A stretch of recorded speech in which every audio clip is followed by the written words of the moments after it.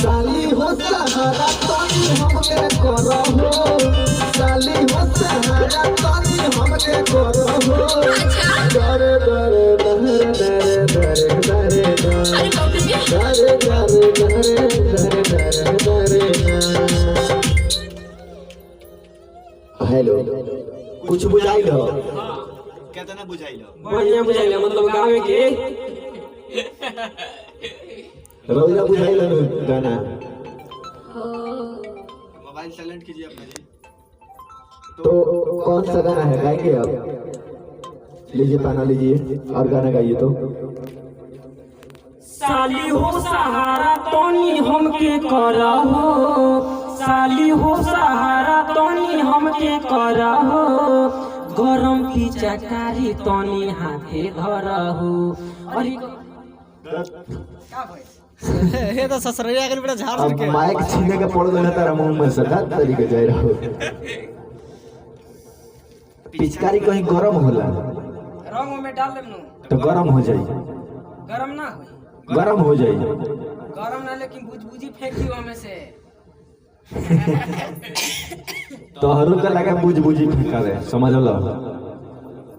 तनी होश में रहो। ना ना ना ई गाना राहुल कामा जी सविता जी गाई में जीजायाज हमसे जोनी कोई नरानी हो, जुर्म होई जाई रे दीदी जानी हो। अच्छा ये बताई और वो दीदी से छुपे चोरी प्यार मोहब्बत लगे कर जीजा जी से तो बवाल भी होई। हम झाड़ झुड़ के ससुराल चौप के लिए बड़ा है। आई एकदम झाड़ झुड़ नहीं झाड़ला झुड़ला बड़ा हो। बहुत महंगा बाटे। हम जानते नहीं कितना महंगा बा, ठंडा में ठीक बा। ठीक बा नु? इत्तेहाद ना है तेरा बाबूजी के लगता हवे ना ना ना ई बपई के मारवा मतलब पापा के। बानू हां ऐसे कि इतारा में होत नहीं है दे हमारा बुझाता ऐसे नहीं कि कैसे कोई दिक्कत ना बा, ये बटमिया ना लगले माने। हां हां अरे हमारा बुझाता कि तू अपना बाबूजी के चोरा ले गई जामा जैकेट हां यही से भाई बाप प्रॉब्लम। जय जी सविता जी और जीजा जी से थोड़ा दूर रहा करिए लोग। चली तो साली जी मतलब है तो समझला कर देखो। आई अच्छा पहले ही जगह पर है सालियों जी कॉमन आई थी। जग पला का यहाँ का ही आज। चलिए देखते हैं।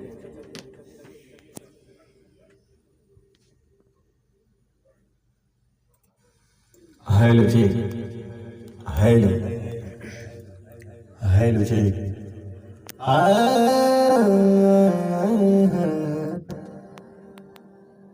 हेलो जी बोलिए तो। Hello hello check. चलिए स्टार्ट करते हैं, ठीक है? Ready 1 2 3 4 start.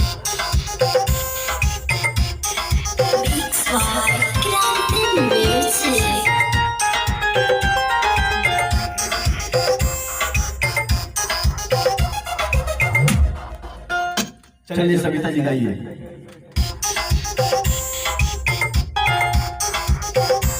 किसका है पहले लड़का का ना है? चलिए आइए। साली हो सहारा तोनी हमके करहो, साली हो सहारा तोनी हमके करहो, गरम पिचकारी तोनी हाथे धरहो, गरम पिचकारी तोनी हाथे धरहो।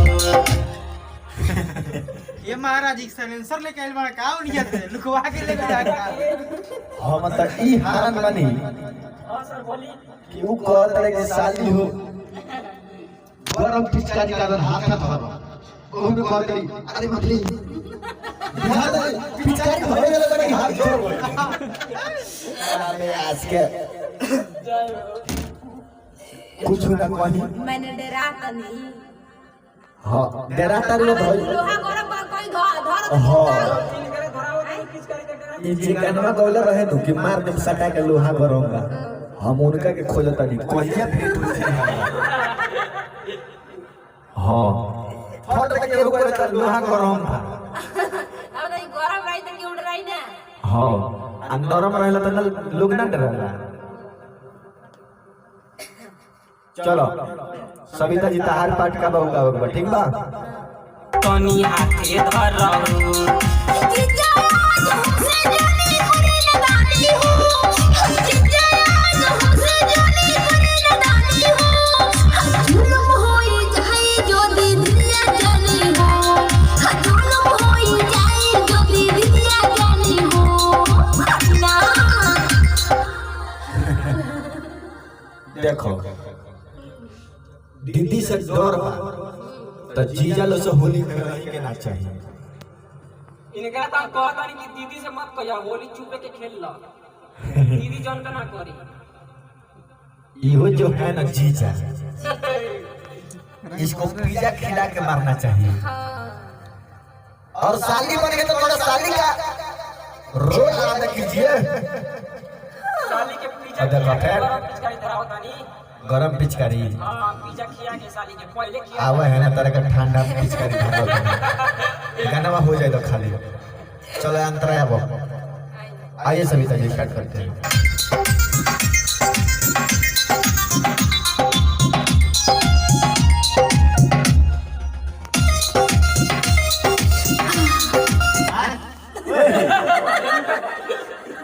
क्या बोलूं हाँ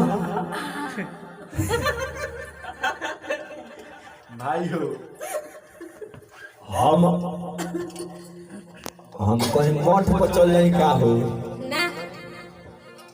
रौदा लोग बताइले हम कहीं मठ पर चल जाए तो बढ़िया बाकी ना बताई महाराज पहले को अरे बढ़िया से गाइए महाराज फीलिंग तो तब की दिमाग खराब हो जाता है। चलो आओ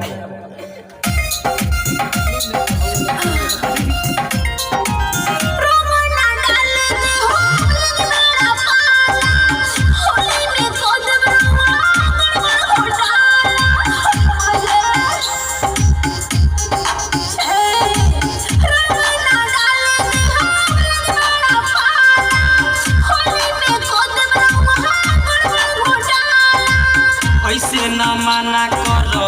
ए हमर साली पानी सा लगे आवस रंग हम डाली पानी सा लगे आवस रंग हम डाली ऐसे जान पहिए में धोने जुगबानी हो ऐसे जान पहिए में धोने जुगबानी हो जुल्म होई जाई जो दिदिया जानी हो गरम पिचकारी तनी हाथे धरऊ हम तो पॉइंट के देखो नहीं भाई गाना कितना खतरनाक हो जाता अब रंगल भी पता ही नहीं महाराज बेचारा हमारे में का दोष बा हम तो रिकॉर्डिंग करता नहीं जुलुम हो जाए तो दीदिया चाहती आउ कहता साली होता नहीं गरम पिचकारी में धोल जल्दी ठंडा जाई मजा ना आई तेरा कहे का मतलब ये बा कि साली पिचकारी धोल ना तो ठंडा जाई जल्दी से कर धनिया नु त ठंडा ही नहीं अभी गरम बाटे अभी गरम बा अच्छा ठंडा में लोग गरम ए, में आशीष भाई जी पहले पानी ले आओ जले कर पिचकारी ठंडा तेरा बेयास के जोई रहू नहीं तो पानी हां अच्छा पानी देखल बा बोतल लेके केने पिचकारी बा पिचकारी हाई देखी बा सोड़वा वाला ये मार्जी तो चाइना वाला का ना ना चाइना सिस्टम बा बस में गरम लिख देला उनकर पिचकारी देख के न चाइना भी बाइना फेर दी अच्छा चलो दूसरा तरफ में आओ असमिता जी और दीदी से और मतलब काहे करते जी जैसा ना होली जी तो मना कर दनी ना हम इनकरा से कहत तारी कि दीदी से तू मत कहियो मत कहियो माने मत कहियो चुपे मारी दुनिया खेल कोने बस चुपे मारी चुपे मारी कोई ना जाए अच्छा बाबू चुपे मारी झारखंड के हो यही से बिहार से झारखंड के साइड कर दिल यही से आते बिहार से झारखंड हटावल बा ये का फट मारी कौन कोई तो फट मारी तेरे फट मारी का होई ये कोई भाषा बा अच्छा चलो तेरा भाषा में भाषा दे तनी आओ दूसरा तरह में आओ तो एकरे बाद कोनो गड़बड़ नहीं खेनु नहीं सर गड़बड़ ना हुई आई ना एकदम सीधा से गाई सुधा से अब पूजा संगे ना कहबो ना ना ते आओ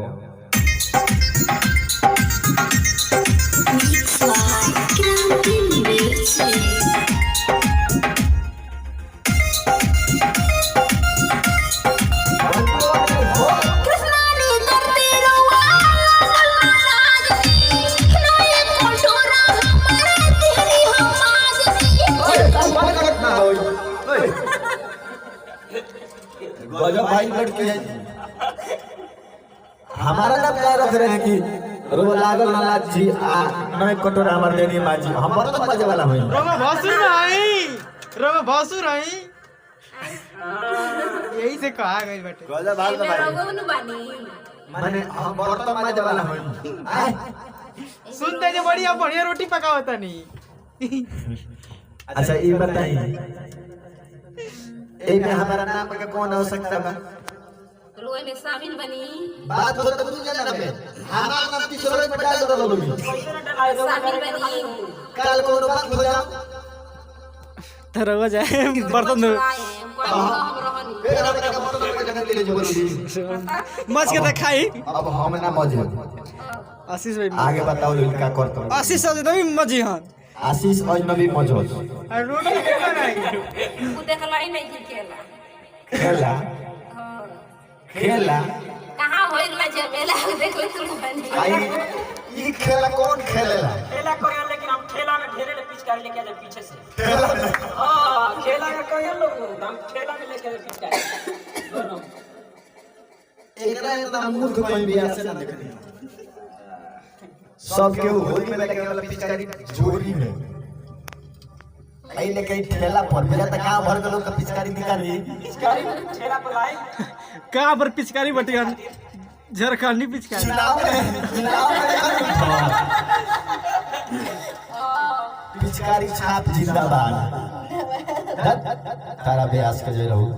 चलो गाइए कविता जी कृष्णा ने करते रुआ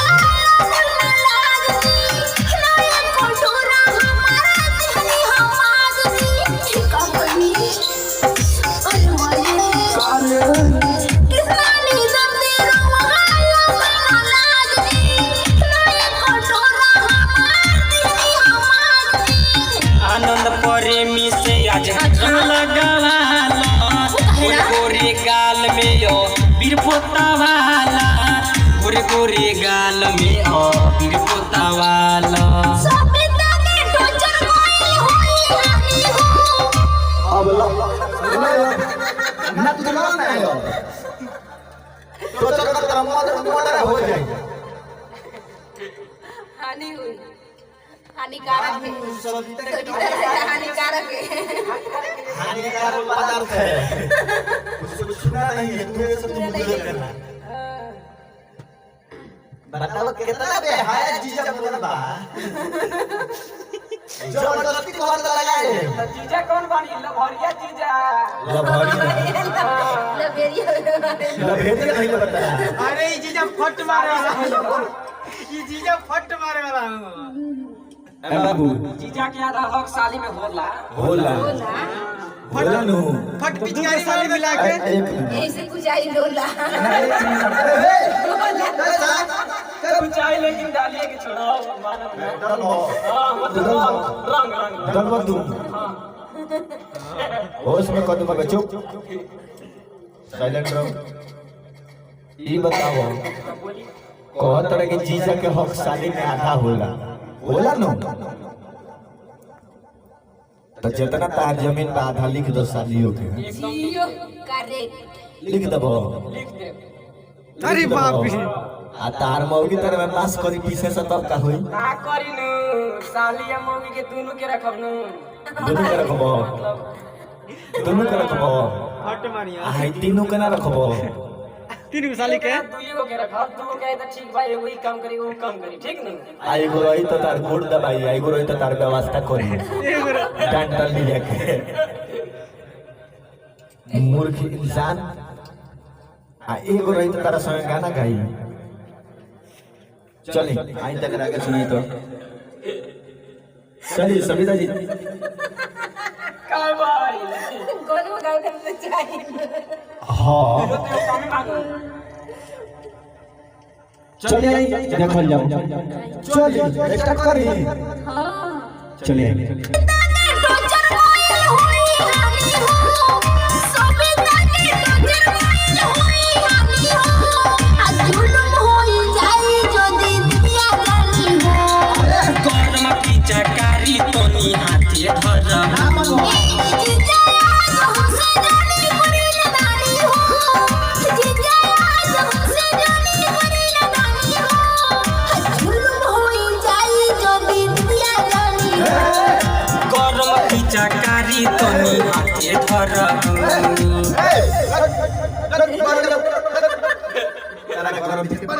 निकल बाबा से खींच के ले आओ तो ले आओ मैं खींच के ले आओ खींच के ले आओ चले भाई वाला जीजा प्रणाम ये जूता पड़ा पे बैठ बैठ ऐसे बैठ ऐसे रुको बैठ हम पहले ये पूछे जाने तरह से तू जीजे बटन वाला इनको हां आके एक बटन वाला फिनाले में ना ना हां 2 महीना से बनी अखियादार को बनला ई पूछत है अखिया हां अखिया के तो बनले हमें हो गए 3.5 दिन तार मौगी मरल से तबे बनल है ना मौगी हाथ से ना लात से मर ले दिया लात से मर लिया बड़ बेइज्जती मरत बाड़ा तू इतना पिटोलिया के बाद तब साली से तू रंग के ले बड़ो साले के आज ये जाते है चलन तो तार एगो गतर ना छोड़ी नहीं का हो गदर छोड़ पत्थर आ तू रंग के ले यार बड़ो तो मना करता ली हो कहत तो जब सविता नदी के छेड़ो टोचर कोइल परी भारी हो सचो बेवकूफ व्यास कोई प्रोग्राम कराएगा ना तुम्हारे यहाँ तुम्हारा प्रोग्राम कराएगा कोई तो यही कहोगे कि गौरव पिचकारी साथी हाथ धोला हो प्रोग्राम में कुल गवाही येहू लेकिन कुछ मिला जुला के अच्छा एहू से हाथ हो येहू से हार्ड हो या सुपर हिट हो या ओकर से नॉर्मल भी आई ऊपर भी जाई तो चप्पल जूता का माला पहले तैयार रहेला हां ऐसन का स्टेज पे ताकि लोग फूल फेंकी टू ऐसे करी टुई टुई हां बिया ना कर जाता रहो जा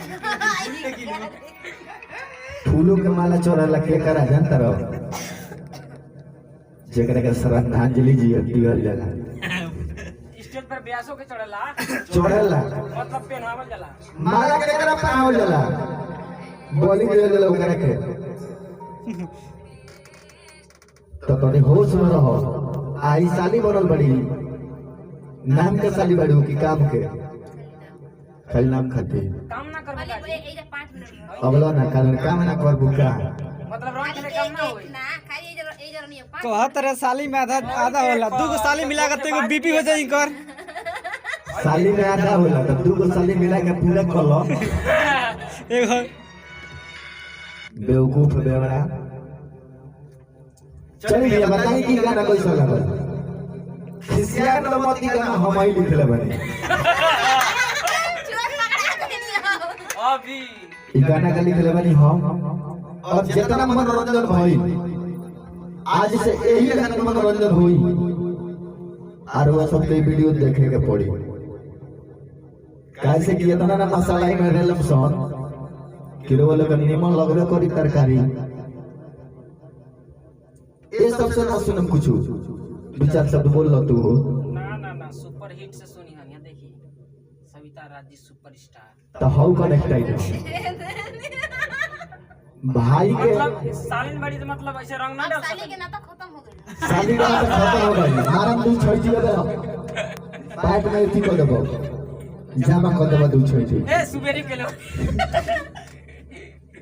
चलिए फिर आओ तब चले वीडियो में सविता जी गाना रुको कैसा लगल खड़ा हो यार माइक में बोली भाई बहुत बढ़िया। बहुत बढ़िया लागल हो। नमस्कार प्रणाम, हर हर महादेव। आई होली के सॉन्ग हो, बस ई गायकी में जो कुछ भी हंसे हंसावे खातिर कहल जाला, हाँ जी, ओकरा के दिल से मतलब लो, हंस के आप लोग भी उड़ाए लो। आप लोग उड़ाए लो रंग रंग रंग रंग हर रंग चाहे होली में रंग चाहे मजाक उड़ाए मजाक उड़ेला। के बस 5 मिनट के जीजस ताली के नाता रहला, ओकरा बाद से भाई बहन को देखिए ए बहुत अच्छा यार, कहानी दीदी सविता दीदी कहानी एगो और बात सुनी, बहुत एंटरटेनमेंट भइल है गाना में, और खासकर प्रभाकर भाई हमारे बड़े छेदलाल यादव जी, इनको काफी मजा आई था। इनका तो जान ले जो भगता के पेट हंसते हंसते पेट फूल गया, हंसते हंसते हंसते हंसते सॉरी सॉरी सॉरी गाने मुना में करो तो आता था। माने एंटरटेनमेंट जरूरी बा और कैमरा करल बनी उपेंद्र जी। चलिए फिर आते हैं साला वीडियो में, तब तक बना नहीं और देखते नहीं। जी हाँ, आज सभी के बीच लेकर आ रहे हैं दूसरा एक और जबरदस्त भोजपुरी सॉन्ग, तो देखना और सुनना ना भूले और चैनल को सब्सक्राइब करना बिल्कुल ना भूले। धन्यवाद।